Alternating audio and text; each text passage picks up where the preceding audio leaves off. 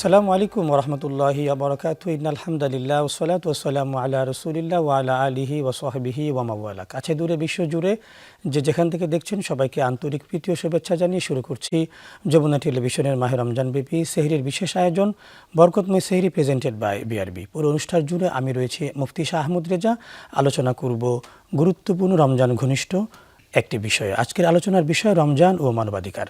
আর এই বিষয়ে আলোচনা করার জন্য আমাদের মাঝে আমন্ত্রিত হয়েছেন দুজন ইসলামিক স্কলার।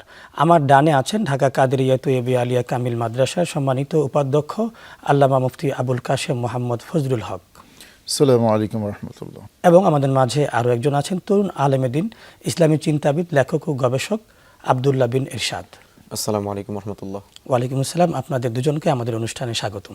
জাযাকুমুল্লাহ। দর্শক, আমরা আলোচনা করব মানবাধিকার। যে মুহতারাম, আমরা প্রথমে আপনার কাছে যাব যে মাহে রমাদান এবং মানবাধিকারের মধ্যে সম্পর্কটা কি? সিয়াম মানে নিজেকে সংযত রাখা, সংযম রাখা, আল-ইমসাক আনিল আকলি ওয়াশ-শুরবি ওয়াল জিমা, সুনির্দিষ্ট কাজ থেকে নিজেকে গুটিয়ে রাখা। কেন গুটিয়ে রাখা? কারণ ওই কাজগুলো ইসলামের দৃষ্টিতে প্রহিবিটেড। এখন সে নিষিদ্ধ কাজগুলো যখন আমি নিষিদ্ধ মনে করি নিজেকে গুটিয়ে রাখলাম, এটা আমার একটা মানসিকতা তৈরি হলো। মানবাধিকার লঙ্ঘন না করা বা মানবাধিকার মেনটেন করার সাথে এটা সম্পর্ক হলো কোনো মানুষ তার অধিকার যা সেটা নষ্ট না করা। এই নষ্ট না করার যেই মানসিকতাটা, এটা সিয়াম তাকওয়ার মাধ্যমে আমার মধ্যে জেনারেট করে যে আমি নিষিদ্ধ কাজে হাত দেব না। নিষিদ্ধ কাজ থেকে বিরত থাকার নামই রোজা। একজন মানুষের অধিকার লঙ্ঘনকার, মানব অধিকার, বিষয়টা হলো মানুষের অধিকার। একজন এখানে বলে রাখা দরকার, ইসলামের দৃষ্টিতে মানবাধিকার আর ওয়েস্টার্ন কালচারের বা ওয়েস্টার্ন কান্ট্রির মানবাধিকার মানে সো কল্ড মানবাধিকার, দুটার মধ্যে কিন্তু পার্থক্য আছে। যেমন একটা হাদিসের মধ্যে আছে, ইন্না লিজাওজিকা আলাইকা হাক্কান ওয়া লিআইনিকা আলাইকা হাক্কান ওয়া লিজাসাদিকা আলাইকা হাক্কান। নবীজি, হক আরবি শব্দ, এটার অর্থ অধিকার। সেই জন্য ইসলামের মানে আমরা যদি আরবি করি মানবাধিকারকে হক্কুল ইনসান বা হক্কুল ইনসানিয়া, ইনসান বা ইনসানিয়াতের যে হক, এটাই মানবাধিকার। নবীজি বলেছেন তোমার স্ত্রীর অধিকার আছে তোমার উপরে এবং স্বামীর অধিকার আছে স্ত্রীর উপরে।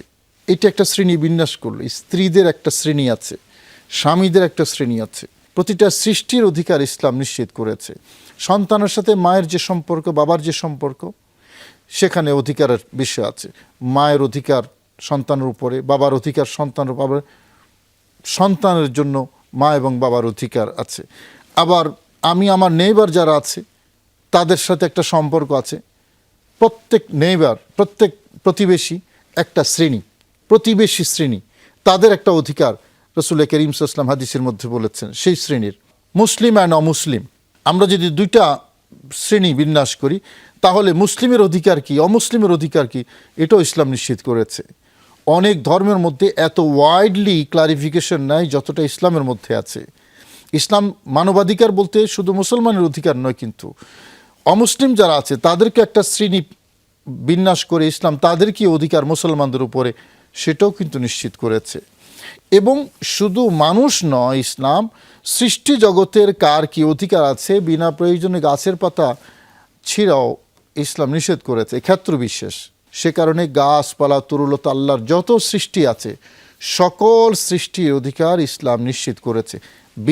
বিন্যাস করে, শ্রেণী বিন্যাস করে, কখনো কখনো ব্যক্তি হিসাব করে ইসলাম কি করেছে, তাদের অধিকার নিশ্চিত করেছে। প্রাণীর অধিকার যদি বলি, আপনি দেখেন রাসূল করিম সাল্লাল্লাহু আলাইহি ওয়াসাল্লামের কাছে অসংখ্য সেরকম মুজিজা আছে। প্রাণী জগতে সে নবীজির কাছে শিকায়ত করেছে। একটা গাধা এসে নবীকে কানে কানে বললেন, ইয়া রাসূলুল্লাহ, আমার মুনিব আমাকে বেশি কষ্ট দেয়, আমার সাধ্যের অতিরিক্ত আমার উপর বোঝা চাপিয়ে দেয়, আপনি একটু বলেন আমার বোঝা যাতে একটু কমায় দেয়। নবীজি গাধার মালিককে ডেকে বললেন যে তুমি তাকে তার সাধ্যের অতিরিক্ত কষ্ট দিচ্ছ। পৃথিবীতে এমন কোন মানবাধিকার কর্মী আছে যে গাধার অধিকারটাও নিশ্চিত করে? ইসলাম সেটা করেছে। তার মানে ইসলামে প্রত্যেকটি ব্যাপারই আমাদেরকে, মানবাধিকারের ব্যাপারটি ইসলাম আমাদেরকে বলে। যে আমরা আপনাকে আবারও শুনবো, আমরা যাব আব্দুল্লাহ বিন এরশাদ আপনার কাছে। যে আমাদের শায়েখ বলছিলেন যে ইসলামী মানবাধিকার এবং পাশ্চাত্যের মানবাধিকার এক নয়, তো আপনার কাছে কি মনে হয় এটার মধ্যে পার্থক্যটা কি? আলহামদুলিল্লাহ হামদা শাকিরিন ওয়াসসালাতু ওয়াসসালামু আলা রাসূলিল কারীম, আম্মা বাদ। মানবতা এবং ইসলাম আপনি যদি একসাথে করেন তাহলে একই জিনিস। ইসলাম মানবতা শিক্ষা দেয়, কিন্তু পশ্চিমা বিশ্বের দিকে যদি তাকান তাহলে তারা মানবতার সবক দিয়ে মানবতার সেন্টার চালু করে সেখানে মানবতাহীন কাজ করে। আপনি দেখেন প্রত্যেক ধনী ধনী রাষ্ট্রগুলো আলাদা আলাদা বাটন তৈরি করে রেখেছে এক দেশ আরেক দেশকে ধ্বংস করে দেওয়ার জন্য। এই বাটনগুলো প্রয়োগ করবে, তার আগে থেকে হুমকি ধামকি বিভিন্ন কিছুর মাধ্যমে তারা এটা নিশ্চিত করে। তো এটা হলো তাদের কাছে সিস্টেম, তারা বিভিন্ন দাবি দাবা আদায়ের জন্য তাদের প্রক্রিয়া এটা। কিন্তু ইসলাম টোটালি ভিন্ন। মাহে রমজানের বিষয়ে যেহেতু আমরা কথা বলছি, ইসলাম আমাদেরকে এই মানবতার চূড়ান্ত শিক্ষাটা ইসলাম দিয়েছে। মুহতারাম শেখ বলছিলেন কিছুক্ষণ পূর্বে, ব্যক্তি ব্যক্তি শ্রেণীভিন্নেশ, তার মানে ব্যক্তি ব্যক্তি ভেদেও ইসলাম প্রত্যেকের আলাদা আলাদা বিষয় মানবতা মানবাধিকার নিশ্চিত করেছে। আসলে মূলত আমাদের এটা আমরা বাস্তবায়ন করতে পারতেছি না কেন? ইসলাম মাহে রমজানের চমৎকার শিক্ষা আমাদের দিয়েছে, মানবতার শিক্ষা দিয়েছে। এটা যদি আমরা কয়েকটা পয়েন্ট বলি তাহলে এভাবে বলা যেতে পারে যে মানবতার চরম অবক্ষয় দেখা দিছে মানুষের মাঝে শরীয়তের জ্ঞান না থাকার কারণে, ইসলামের প্রপার জ্ঞান না থাকার কারণে। যখন মানুষের মাঝে ইসলামের প্রপার জ্ঞান থাকবে না, কোরআন সুন্নাহর জ্ঞান থাকবে না, তখন সে ইসলাম থেকে মানবতার এই সবকটা নিতে পারবে না। তখন মানবতার সবক নিতে গেলে তাকে যেতে হবে পশ্চিমাদের কাছে। এবং এই যেহেতু মিডিয়া তাদের আন্ডারে, এজন্য মিডিয়ার মাধ্যমে তারা এই তাদের চিন্তাধারা, মানবতার চিন্তাধারা যেগুলো, সেগুলো তারা মানুষের কাছে উপস্থাপন করার চেষ্টা করেছে। কিন্তু সর্বদা আমাদের মনে রাখতে হবে ইসলাম আমাদের যে মানবতা শিক্ষা দিয়েছে সেটা হলো কোরআন এবং সহিহ সুন্নাহর মধ্যে। এই কোরআন সহিহ সুন্নাহর যত বেশি আমরা ইলম চর্চা করতে পারবো, জ্ঞান অর্জন করতে পারবো, তত বেশি আমরা মানবতার কাছাকাছি আসতে পারবো। মানবতা আমাদের মাঝ থেকে বিদায় নেওয়ার যতগুলি কারণ আছে তার মধ্যে দ্বিতীয় পয়েন্টে বলা যায় পারিবারিক নিয়ন্ত্রণহীন ব্যবস্থা, অর্থাৎ পরিবারে কোনো নিয়ন্ত্রণ নাই সন্তানদের। সন্তান কিভাবে পরিচালিত হবে, সকাল থেকে সন্ধ্যা পর্যন্ত কিভাবে তারা অতিবাহিত করবে, কোন ডিভাইস দেখবে, কোন ডিভাইস দেখবে না। যদিও ওলামায়ে কেরাম আরেকটা পয়েন্ট বলেছেন, সেটা হলো পর্নোগ্রাফির মাধ্যমে মানবতা আজকে নষ্ট হয়ে যাচ্ছে। তো এই সার্বিক বিষয়গুলো যদি আপনি বিবেচনা করেন, তো ইসলাম চমৎকার শিক্ষা দিয়েছে। যেমন ইসলাম নারীদেরকে তার বিবাহের পরেও সে তার বাবার বাড়ির সম্পদের ভাগ পাচ্ছে, কিন্তু একটা অন্য ধর্মে, কিন্তু হিন্দু ধর্মে বা মুসলিম ধর্মে এটা বিশেষ বিশেষ ক্ষেত্রে নিষিদ্ধ। বিবাহের পরে কোনো সম্পর্ক থাকে না, কিন্তু ইসলামে শিক্ষাটা দিয়েছে। কিন্তু বহু মুসলমান এটা আমল করে না। কেন আমল করে না? জ্ঞান নাই, সেই জন্য। পারিবারিক শিক্ষা থেকে তারা বিরত, সেজন্য। তো আমি যেটা মনে করি, ইসলাম এবং পশ্চিমা কালচারের মাঝে মৌলিক মানবাধিকারের যদি পার্থক্য আপনি করতে চান, তাহলে তারা মানবাধিকার নিশ্চিত করতে চায় বাটনের মাধ্যমে, আর ইসলাম মানবাধিকার বাস্তবায়ন করতে চাই শিক্ষার মাধ্যমে, ইলমের মাধ্যমে। কোরআন মাজিদের যে প্রথম যে ওহী হলো সেটা ইকরা বিসমি রাব্বিকাল্লাযী খালাক। মানে এখানে মানে পাশ্চাত্যের মানবাধিকারটা হচ্ছে এক কেন্দ্রিক, জি, এক পেশে এবং একটা প্রোপাগান্ডা নিয়ে তারা কাজ করে। ইসলামের মানবাধিকারটা হচ্ছে ব্যাপক এবং সবাইকে নিয়ে কাজ করে। যে মুহূর্তরাম বিরতির আগে আপনি বলছিলেন অ্যাপস্টিন ফাইলসের যে কাহিনীটি, সেই কাহিনীটা যেটা কি উন্মুক্ত হলো, এটা তো মানে কোনো মানুষ না, মানে কি বলে, নাটক সিনেমায় এটা সম্ভব না। মানে কল্পনায়, কেউ কল্পনায় আনতে পারবে সুস্থ মানুষ, অথচ তারাই মানবাধিকারের সবক দেয় পৃথিবীকে। ছোট্ট 5-6 বছরের শিশু কন্যা, তাকে নিয়ে মানে ধর্ষণ করা, তাকে পাশবিক নির্যাতন করা, অথচ তারাই মানবাধিকারের কথা বলে। সেই জন্য তাদের মানবাধিকার হলো শোষণ নীতির অধিকার, স্বার্থের অধিকার। আর ইসলাম যে মানবাধিকারের কথা বলেছে, আপনি দেখুন চরম যুদ্ধ পরিস্থিতির মধ্যে একবার একটা ঘটনা সহিহ বুখারীতে আছে, রাসূল করিম সাল্লাল্লাহু আলাইহি ওয়াসাল্লাম কোনো একটা যুদ্ধের ময়দানে গিয়ে দেখলেন একটা নারী মানে মসলা করা অবস্থায়, মসলাকে বাংলা কি বলবো, মসলা হলো অর্থাৎ দেহ, মৃত্যুর পরে দেহটাকে ছিন্ন বিচ্ছিন্ন করে ফেলা, এরকম অবস্থায় একটা নারী পড়ে আছে প্রতিপক্ষ শিবিরের। রাসূল করিম সাল্লাল্লাহু আলাইহি ওয়াসাল্লাম খুব বেশি সংক্ষুব্ধ হলেন, খুব বেশি আহত হলেন। এরপরে রাসূল করিম সাল্লাল্লাহু আলাইহি ওয়াসাল্লাম সাহাবায়ে কেরামকে এই মর্মে নোটিশ জারি করলেন, চরম উত্তেজনাকর এবং সাংঘর্ষিক যুদ্ধের ময়দানেও তোমার সামনে যদি কোনো নারী এসে যায়, কোনো শিশু পড়ে যায়, কোনো বৃদ্ধ মানুষ, অসুস্থ মানুষ পড়ে যায়, খবরদার তুমি তাকে আঘাত করতে পারবে না, তুমি তাকে আঘাত করতে পারবে না। আর আমরা বর্তমান কি দেখছি, ফিলিস্তিন সহ পৃথিবীর বিভিন্ন জায়গায় সে সকল মানবাধিকারের স্লোগান যারা দেয় তাদের দ্বারা হাসপাতালে আক্রমণ হচ্ছে, হাসপাতালে রুগী মারা যাচ্ছে, অসুস্থ মানুষ মারা যাচ্ছে, নির্বোধ অবলা শিশু মারা যাচ্ছে তাদের আক্রমণে। স্কুলে হামলা হচ্ছে, স্কুলে হামলা হচ্ছে। নবীজি যুদ্ধের ময়দানে যখন মুখোমুখি, তখনও নারীর উপর আক্রমণ করা নবীজি কঠোরভাবে নিষেধ করেছেন। শিশু বৃদ্ধ তো দূরের কথা, তাদের প্রসঙ্গ তো আরও অনেক এক্সট্রিম। একজন নারীকেও আঘাত করতে নবীজি নিষেধ করেছেন। এই হলো ইসলামের মানবাধিকার। হাদিসের সব কিতাবের মধ্যে সে ঘটনা আছে।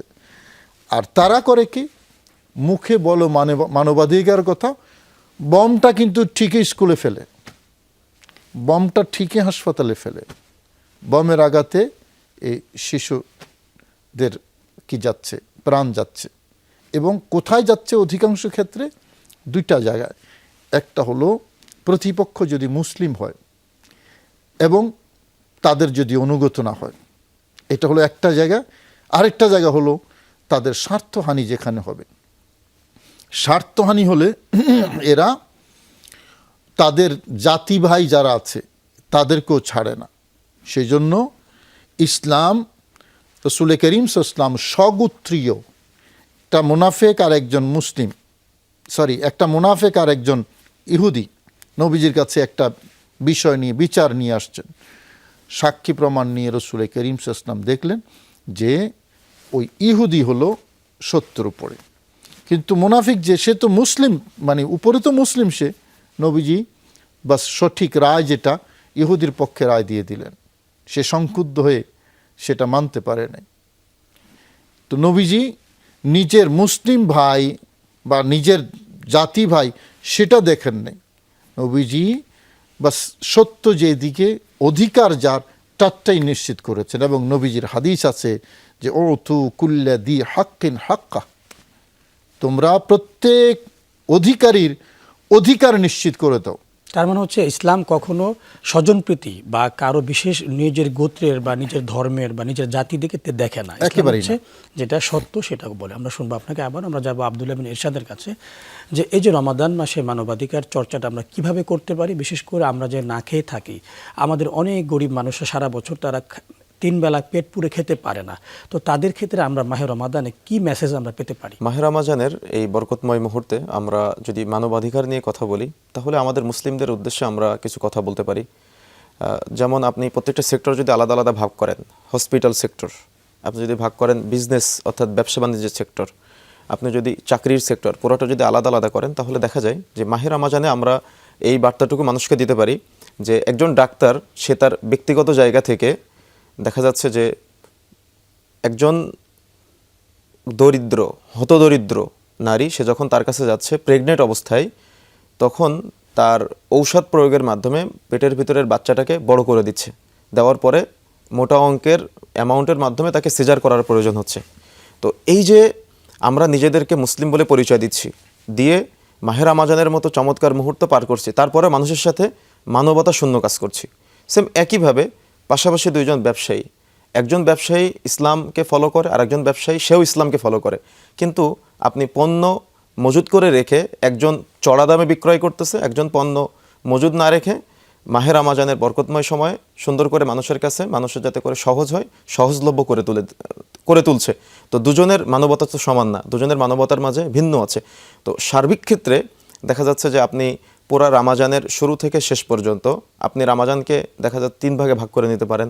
যেমন প্রথম 10 দিন এক শ্রেণীর মানুষের জন্য, দ্বিতীয় 10 দিন আরেক শ্রেণীর মানুষের জন্য, তৃতীয় 10 দিন আরেক শ্রেণীর মানুষের জন্য। যেমন তৃতীয় 10 দিন মানুষ কি করে, তারা কেনাকাটা এগুলোতে সময় অতিবাহিত করার চেষ্টা করে। তো যখন কেনাকাটা করতে যায়, তখন দেখা যাচ্ছে অন্য সময় যে পণ্যের দাম থাকে 10 টাকা, ওই মাহে রমাজানের এই বরকতময় সময়েও চাহিদা বাড়ার কারণে ওই সেম জিনিসটা তারা বিক্রয় করতেছে অধিক চড়া মূল্যে, তার মানে 3 ডবল 4 ডবল বেশি মূল্যে। কেন?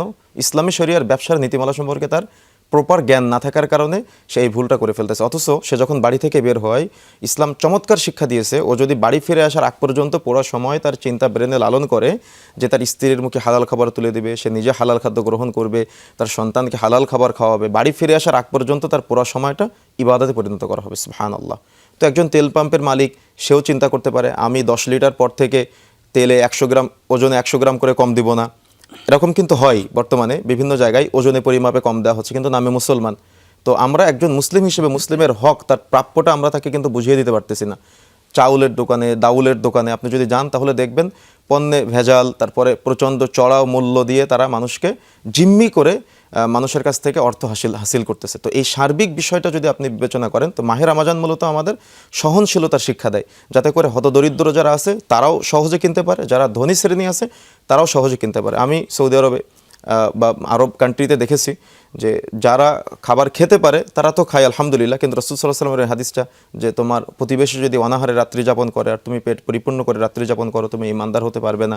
তাদের মাঝে সুন্নাহটা আছে। মাহে রমজান যখন চলে আসে তখন দেখা যায় বিভিন্ন মোড়ে, বিভিন্ন রাস্তায়, বাড়ির সামনে পানি নিয়ে, ইফতার নিয়ে, সাহারির সময় সাহারি নিয়ে মানুষ অপেক্ষা করে মানুষকে দেওয়ার জন্য। কিন্তু আমাদের এমন একটা টেন্ডেন্সি, আমাদের এমন একটা পরিবেশ, মানবতা না থাকার কারণে, ইসলামী শরীয়তের জ্ঞান না থাকার কারণে আমরা পণ্য এবং দ্রব্যমূল্যের ঊর্ধ্বগতি করে দিয়ে মানুষের ক্রয় ক্ষমতার বাহিরে নিয়ে চলে যায়। তখন মানুষ দেখা যায় ডিপ্রেশনে চলে যায়, মানুষ এভাবেই হারাম পথের দিকে ধাবিত হতে থাকে। বিশেষ করে আপনি যেটা বলছেন যে আমাদের মদিনা পাকে, মুনাওয়ারাতে আমরা দেখতে পাই ওই এলাকার মানুষগুলো তারা বেশি মানবের তোরে তাদের জীবনটা উৎসর্গ করে। মুহতারাম, আমরা যাব আপনার কাছে যে বিষয়টি আপনি আগে বলছিলেন যে ইসলাম কখনো একপেশে সিদ্ধান্ত নেয় না, বা রাসূলের বিচার ব্যবস্থাটা যে আপনি বলছিলেন, আর কি কি বিষয় আছে আমাদের মানবাধিকারের ব্যাপারে? দেখুন, আরেকটা বিষয় এখানে আসা দরকার যে অমুসলিম প্রতি ইসলামের দায়িত্বশীলতা, তাদের অধিকার। দেখুন, আমরা জানি ইসলামে রাসূল করিম সাল্লাল্লাহু আলাইহি ওয়াসাল্লামের যুগে অনেকগুলো যুদ্ধ হয়েছে। সে যুদ্ধগুলো কেন হয়েছে? যুদ্ধ কি মানবাধিকারের লঙ্ঘন? এই প্রশ্নটা ওয়েস্টার্ন কান্ট্রিতে এবং আমাদের কিছু যুবকদের মধ্যেও সেটা কাজ করে। মনে রাখতে হবে, রাসূল করিম সাল্লাল্লাহু আলাইহি ওয়াসাল্লাম যে যুদ্ধগুলো পরিচালনা করেছেন, সাথে খোলাফায়ে রাশিদিন, সেই স্বর্ণযুগের যুদ্ধগুলো মানবাধিকার মেনটেন করেই হয়েছে, মানবাধিকার লঙ্ঘন করে হয় নাই, বরং বলতে হবে মানুষের অধিকার প্রতিষ্ঠা করার জন্যই হয়েছে। আপনি দেখুন, খন্দকের যুদ্ধ, উহুদের যুদ্ধ, বদরের যুদ্ধ, খাইবরের যুদ্ধ, এই যুদ্ধগুলো অধিকাংশই কিন্তু মদিনা এবং মদিনা শরীফের উপকণ্ঠে হয়েছে। তো এখানে কেন যুদ্ধ? সেই 450 কিলোমিটার দূর থেকে আবু সুফিয়ানের নেতৃত্বে আপনার মদিনা আক্রমণ করার জন্য এসেছে, উহুদের ময়দানে যুদ্ধ হলো। তাইলে অফেন্স কে করেছে, ডিফেন্স কে করেছে? প্রশ্নটা কিন্তু খুব যৌক্তিক। কোথায় 450 কিলোমিটার দূর, সেখান থেকে উহুদের ময়দানে এসছে, উহুদ হলো মদিনা শরীফ থেকে কয়েক কিলোমিটার। তার মানে মদিনাকে উৎখাত করার জন্য, মুসলমানদেরকে নিশ্চিহ্ন করে দেওয়ার জন্য তারা সেখান থেকে অফেন্সিভ আক্রমণ করার জন্য এসেছে। এখন আমাকে যদি কেউ অফেন্সিভ আক্রমণ করে, আমার আত্মরক্ষার জন্য আমাকে দাঁড়াতে হবে। সেই জন্য বলা হয়ে থাকে, আমি একটা উদাহরণ দিলাম মাত্র, যে ইসলাম ডিফেন্স করেছে, মুসলমানদের জানমাল হেফাজত করার জন্য ইসলাম কাজ করেছে। প্রশ্ন হলো, তাইলে বিধর্মী যারা আছে তাদের প্রতি ইসলামের অবস্থান কি? স্পষ্ট। আমরা মদিনার সনদ দেখি, কোনো বিধর্মীকে বিধর্মী হওয়ার কারণে, অমুসলিম হওয়ার কারণে আক্রমণ করা ইসলাম কঠোরভাবে নিষেধ করেছে। এবং মানুষ হত্যা, যেই ধর্মের মানুষই হোক, কোনো ভ্যালিড রিজন ছাড়া ইসলামী আইনে, ইসলামী আদালতে তার শাস্তি ঘোষিত প্রমাণিত হওয়া ছাড়া কোনো নিরপরাধ মানুষ যেই ধর্মের হোক তাকে আঘাত করা, তাকে হত্যা করা ইসলাম কঠোরভাবে নিষেধ করেছে। এবং কোরআন বলছে, মান কাতালা নাফসান বেগাইরে নাফসিন আও ফাসাদিন ফিল আরদি ফাকান্নামা কাতালা নাস জামিয়া। একজন নিরপরাধ মানুষকে হত্যা করা মানে পুরো পৃথিবীর মানব গোষ্ঠীকে হত্যা করা। এবং নবীজি বলেছেন, বিধর্মীদের ব্যাপারে যে কোনো মানুষ যদি নিরপরাধ কোনো জিম্মি কোনো মুআহাদ ব্যক্তিকে যদি আক্রমণ করে, নবীজি বলেছেন ফাআনা হাজিজুহু ইয়াউমাল কিয়ামাত, আমি ওই বিধর্মীর পক্ষ হয়ে কিয়ামতের দিন আল্লাহর দরবারে মামলা দায়ের করব। এবং নবীজি তো এটাও বলেছেন যে মান কতালা মুআহাদান মুআহাদান, সে কথা আমি ওই হাদিসটি উল্লেখ করেছি। ইয়াহাদাল জান্নাহ, হ্যাঁ, ওই হাদিসটি উল্লেখ করেছি। অর্থাৎ ইসলাম শুধু মুসলমানদের অধিকার নিয়ে কথা বলে না, বিধর্মীদের অধিকার নিয়ে কথা বলে।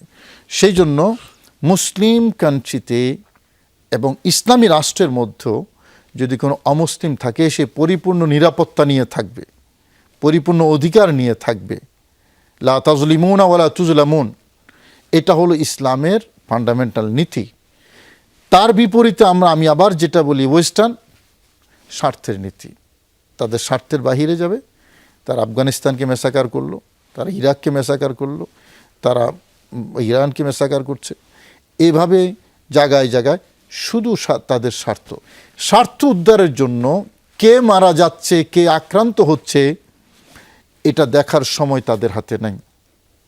এই হলো পার্থক্য। নবীজি বলেছেন আলা কুল্লুকুম রাইন ওয়া কুল্লুকুম মাসউলুন রাইয়াতি, হাদিসটা অনেক লম্বা, প্রত্যেকের জবাবদিহিতে আছে। নবীজি সাহাবায়ে কেরামকে এই শিক্ষাটাই দিয়েছেন। সুতরাং ইসলামের যে মানবাধিকার, এটা ওয়েস্টার্ন মানবাধিকার থেকে বহু গুণ উন্নত, বহু গুণ পড়ে। ইসলামের মানবাধিকারের মধ্যে সবার অধিকার। হ্যাঁ, এখন কথা থাকে আমাদের প্র্যাকটিসে নেই, এটা হলো দুর্ভাগ্যের বিষয়। আমরা যদি সে অধিকারটা এক্সারসাইজ করতাম, আমি আমার অধিকার নিতাম, আপনি আপনার অধিকার নিতেন, আপনি আমার অধিকার দিতেন, আমি আপনার অধিকার দিতাম, তাহলে মানুষ, পৃথিবী দেখত যে ইসলামের মানবাধিকারটা কত সুন্দর, কত উন্নত এবং কতটা সমাজ সহায়ক। তার মানে এটা ইসলামের দোষ নয়, আমাদের দোষ। আমরা ব্যক্তি পর্যায়ে মুসলমানরা বেশি ভালো মুসলিম নয়, যার কারণে ইসলামের বদনাম হয়। আমরা শুনবো আপনাকে আবার। আমরা যাব আব্দুল্লাহ বিন ইরশাদ আপনার কাছে, যে শাইখ বলছিলেন সংখ্যালঘুদের মানবাধিকার। আপনার কাছে জানবো নারীর মানবাধিকার, বিশেষ করে এই মাহে রমাদান মাসে তাদের প্রতি আমাদের কীরকম দায়িত্ব থাকা উচিত। ইসলাম যখন আসে তখন কিন্তু আপনি জানবেন জাহালতের যে কঠিন বর্বর পরিস্থিতি, যে নারীদেরকে কুয়ায় ফেলে হত্যা করা হতো, জীবন্ত অর্থাৎ শিশুদেরকে যদি কন্যা সন্তান জন্মগ্রহণ করতো তাহলে বিভিন্নভাবে তাদেরকে হত্যা করা হতো। কিন্তু ইসলাম আসার পরে সেগুলো সব নিষিদ্ধ করা হলো। কিন্তু দেখেন বর্তমান পৃথিবীতে, এমনকি যদি আমরা আমাদের বাংলাদেশ নিয়ে বলি, নির্ভরযোগ্য তথ্য অনুযায়ী গোটা বাংলাদেশের উইকিপিডিয়ার সার্চ করে আপনি দেখতে পারেন যে প্রতি বছর লক্ষাধিক বাচ্চা, শুধুমাত্র ছেলে না মেয়ে, প্রথমে একটা ছেলে ছিল আবার একটা ছেলে হয়েছে সেম কারণে, আগে একটা মেয়ে ছিল আবার একটা মেয়ে হয়েছে সেম কারণে, পেটের ভিতরে বাচ্চাকে নষ্ট করে ফেলতেছে। ইসলাম একটা বাচ্চা দুনিয়াতে আসার আগেই তার মানবাধিকার, মানবতার সবক দিয়েছে, শিক্ষা দিয়েছে। তার যে চূড়ান্ত বাস্তবতা সেটা ইসলাম বুঝিয়েছে। একটা বাচ্চাকে যদি তার রূহ আসার পরে কেউ হত্যা করে মায়ের পেটের ভিতরে থাকা অবস্থায়, গোটা পৃথিবীর মানুষকে হত্যা করলে যত পাপ হয় সেই পাপটা তার হবে। কিন্তু ইসলাম এই শিক্ষাটা যে দিয়েছে এটা অন্য কোনো ধর্মে আপনি পাবেন না। এটা হলো মানবতার চূড়ান্ত পর্যায়। একটা বাচ্চা যদি মায়ের পেটে থাকা অবস্থায় হত্যা করা হয়, তাহলে ইসলাম দুনিয়াতে আসার আগেই ওই সন্তানকে নিয়ে ঘোষণা দিচ্ছে, ওই সন্তান কিয়ামতের মাঠে ওই বাবা মাকে নিয়ে অভিযোগ করবে যে আব্বু তুমি আমার কোন অপরাধের কারণে আমাকে হত্যা করেছিলে, আমার কোন অপরাধের কারণে আম্মু তুমি আমাকে হত্যা করেছিলে। এই শিক্ষাটা ইসলাম দিয়েছে। এবার যখন দুনিয়াতে আসলো, আসার পরে একটা নারী ছোট্ট বাল্য অবস্থা থেকে সে তার বাবার আদর, যত্ন, স্নেহ, মায়া, মমতা, ভালোবাসা নিয়ে বেড়ে উঠবে। রাসূলুল্লাহ সাল্লাল্লাহু আলাইহি ওয়াসাল্লাম সাহাবায়ে কেরামকে নিয়ে বসে আছেন, আদর করছে, বাচ্চারা কোলে আছে, সাহাবায়ে কেরাম বাচ্চাদের আদর করছে। বহিরাগতরা এসে দেখে যে বাচ্চারা বসে আছে, বাবারা তাদের আদর করতেছে। তো তারা জিজ্ঞাসা করলো যে তোমরা বাচ্চাদেরকে এত আদর করো, চুম্বন করো, আমরা তো বাচ্চাদেরকে চুম্বন করি না। তো রাসূলুল্লাহ সাল্লাল্লাহু আলাইহি ওয়াসাল্লাম রাগান্বিত হয়ে বললেন যে আল্লাহ যদি তোমাদের উপর থেকে দয়া মায়া উঠিয়ে নেয় তো আমি কি করতে পারি। তার মানে রাসূলুল্লাহ সাল্লাল্লাহু আলাইহি ওয়াসাল্লাম শিশুদেরকে মানবতার, তার মানে তাদের প্রতি যে মানবতা আছে এই শিক্ষাটা দিয়েছে। কেন? বড়রা একদিন ছোট ছিল, ছোটরাও একদিন বড় হবে ইনশাআল্লাহ। বড়দের উচিত ছোটদেরকে স্নেহ, ভালোবাসা, মায়া, মমতা দিয়ে বড় করে তোলা, আর ছোটদের উচিত বড়দের সম্মান করে এগিয়ে যাওয়া। এখন আসেন, এই সিস্টেমটা যদি, রুলসটা যদি চালু থাকে, তো একটা নারী যখন বড় হবে তখন তার বিবাহের প্রয়োজন আছে, সংসারের প্রয়োজন আছে, তার ইসলাম তাকে যে স্বাধীনতা দিয়েছে, স্বাধীনতার প্রয়োজন আছে। স্বাধীনতার কোথায়? ইসলাম একটা নারীকে বলেছে দুনিয়া কুল্লুহা মাতা, গোটা পৃথিবীটা হলো সম্পদ, অখয়রু মাতা দুনিয়া, তার মধ্যে শ্রেষ্ঠ সম্পদ হলো আলমার আতুয়া সালিহা, সতী এবং সাধবী স্ত্রী। তো একটা নারী যখন সতী এবং সাধবী হবে তখন সে একটা স্বামীর পরিবারে যখন আসবে তখন ওই পরিবারটা মানবতায় পরিপূর্ণ হবে, ওই পরিবারটা ইসলামের রুলস অনুযায়ী হবে। যখন একটা নারী আদর্শিত হবে, রাসূলুল্লাহ সাল্লাল্লাহু আলাইহি ওয়াসাল্লাম যে ফিক্সড নির্দেশনাগুলো দিয়েছে সেই নির্দেশনাগুলো সে মেনে চলবে। হাদিসের ইবারতটা এমনটাই যে গোটা পৃথিবীর শ্রেষ্ঠত্বের মর্যাদা, টাকা পয়সা সম্পদ, জমি জায়গা সম্পদ, গাড়ি বাড়ি সম্পদ, এই সব সম্পদের চেয়ে শ্রেষ্ঠ সম্পদে রূপান্তরিত করেছে ইসলাম একটা নারীকে তার স্বামীর ঘরে। বিশেষ করে তো নারীর পায়ের নিচেই তো আল্লাহ জান্নাত রেখেছেন। পুরো আমাদের আল জান্নাতু তাহতা আকদামিল উম্মুহাত, যে আমরা আপনাকে আবারও শুনবো, আমরা যাবো মুহতারাম আপনার কাছে, যে এই যে মাহে রমাদানে আমরা জাকাত দিয়ে থাকি, দান সদকা করে থাকি, ফিতরা আদায় করে থাকি, এটা মানবাধিকারে কি প্রভাব বিস্তার করে? দেখুন, এটা কোরআনে কারীম এটা গরিবদের হক বলা হয়েছে। কোরআনে কারীমে এটা হক্কুন লিসাইল ওয়াল মাহরুম বলা হয়েছে। সুতরাং এটা তাদের অধিকার। জাকাত, ফিতরা এটা রেখে দেওয়ার কোনো সুযোগ আমাদের হাতে নাই, এবং এভাবেই ইসলাম মানবাধিকার শিখায়। এটা তার আর্থিক অধিকার। ইসলামের অধিকারগুলোকে ক্লারিফাই করা আছে কোনটা কি অধিকার। মানুষের বেঁচে থাকার অধিকার, মানুষের জীবন ধারণের অধিকার, মানুষের ভরণ পোষণের অধিকার, মানুষের বিবাহ শাদীর অধিকার, মানুষের লেখাপড়ার অধিকার। এরকম একটা অধিকার হলো মানুষের আর্থিক অধিকার। কোরআনে কারীমের 12 পারার প্রথম আয়াতে আল্লাহ বলেছেন, ওয়ামা মিন দাব্বাতিন ফিল আরদি ইল্লা আলাল্লাহি রিজকুহা। সকল প্রাণীর রিজিক আল্লাহ নির্ধারণ করে রেখেছেন। এখন যেই মানুষটা অভাবে, তার ঘরে চাউল নেই, তার রিজিক কোথায়? তার ঘরে ভাত নাই, তার রিজিক কোথায়? তার সন্তানের চলাফেরার লেখাপড়ার সংস্থান নাই, রিজিক কোথায়? হযরত আলী রাদিয়াল্লাহু তাআলা আনহুর একটা বক্তব্য আছে, আল্লাহ পাক রব্বুল আলামিন পৃথিবীর সকল প্রাণীর, নট অনলি মানুষ, সকল প্রাণীর পর্যাপ্ত রিজিক আল্লাহ দিয়েছেন। তারপরেও যখন কোথাও দুর্ভিক্ষ দেখা দেয়, যখন কোথাও অভাব অনটন দেখা দেয়, বুঝতে হবে আল্লাহর দেওয়া রিজিকটা কোথাও না কোথাও আটকা পড়ে আছে, এটা সুষম বন্টন হচ্ছে না। জাকাত সেরকম একটা ব্যবস্থা। জাকাত যদি সঠিকভাবে আদায় করা হয় তাহলে পৃথিবীতে কোনো দরিদ্র মানুষ থাকবে না। এটা হলো জাকাতের মানে মূল বিষয়। তো এখন সেই জাকাতটা তার অধিকার, এই অধিকারটা তার কাছে আমাকে সসম্মানে পৌঁছায় দিতে হবে। যদি আমি পৌঁছাইয়া না দিই তাহলে কোরআন এবং হাদিসের আলোকে যে সকল শাস্তির কথা আছে সেই শাস্তির মুখোমুখি হতে হবে। এখন সে অধিকারটা দেই না বলেই আমি নিজেও ক্ষতিগ্রস্ত হচ্ছি এবং আমার সমাজও ক্ষতিগ্রস্ত হচ্ছে। আমি ক্ষতিগ্রস্ত হচ্ছি কয়েকভাবে। একটা তো আমার অন্তরাত্মার পরিশুদ্ধতা তৈরি হলো না, জাকাত মানে পরিশুদ্ধতা। দ্বিতীয়ত আমার সম্পদের প্রবৃদ্ধি হলো না, জাকাতের আরেকটা হলো বৃদ্ধিপ্রাপ্ত হওয়া, আন্নমু। তৃতীয়ত আমার সম্পদ যে ব্যবসা বাণিজ্যের যে উন্নতি সেটাও হলো না। সমাজ কিভাবে ক্ষতিগ্রস্ত হচ্ছে? সমাজের প্রতি আমার যে দায়বদ্ধতা, সেই দায়বদ্ধতা আদায় হলো না, এবং আমার পাশেই আমার প্রতিবেশী না খেয়ে মরছে, অভাব অনটনে পড়ছে, এবং তার যেই রিয়াকশন এবং তার যেই প্রতিকর্ম, সেই প্রতিকর্মটা কি হচ্ছে? একজন মানুষ অভাবে যখন থাকে তখন সে সামাজিক অপরাধে জড়িত হয়ে যায়। নবীজি বলেছেন, কাদাল ফাকরু আন ইয়াকুনা কুফরা। মানুষ যখন অভাব অনটনে পড়ে যায় তখন কুফরি করতে দ্বিধাবোধ করে না। তো কেন হচ্ছে এই যে সামাজিক অপরাধটা? কেন? এটা সমাজ বিজ্ঞানের একটা নীতি। কিন্তু যেই দেশে দারিদ্র্য বেড়ে যাবে সেই দেশে আপনার সামাজিক অপরাধ বেড়ে যাবে, খুন, রাহাজানি, ডাকাতি, চিন্তা এগুলো বেড়ে যাবে। কেন? মানুষ পেটের দায়ে সে কাজগুলো করে। তো আমি যখন আমার জাকাতের টাকাটা রেখে দিলাম, হাজার কোটি টাকা, হাজার হাজার কোটি টাকা, আপনি আশ্চর্য হবেন পৃথিবীর মধ্যে সামাজিক অনুষ্ঠানগুলোতে, আমি যদি ইন্ডিয়ার কথা বলি, আমি যদি সৌদি আরবের কথা বলি, সামাজিক বা আরও উন্নত যে সকল রাষ্ট্র আছে সেই জায়গাগুলোতে শুধু বিয়ের অনুষ্ঠানে যে খাবার অপচয় হয়, সেই খাবার দিয়ে দেশের পর দেশ দারিদ্র্য বিমোচন সম্ভব। তার মানে হচ্ছে আমাদের আসলে অপচয় রোধ করতে হবে, এবং আমাদের যে আর্থিক যে অধিকার মানুষের রয়েছে সেটা আমাদেরকে আদায় করতে হবে। আপনাদের দুজনকেই আমাদের অনুষ্ঠানে ধন্যবাদ জানাচ্ছি আমরা।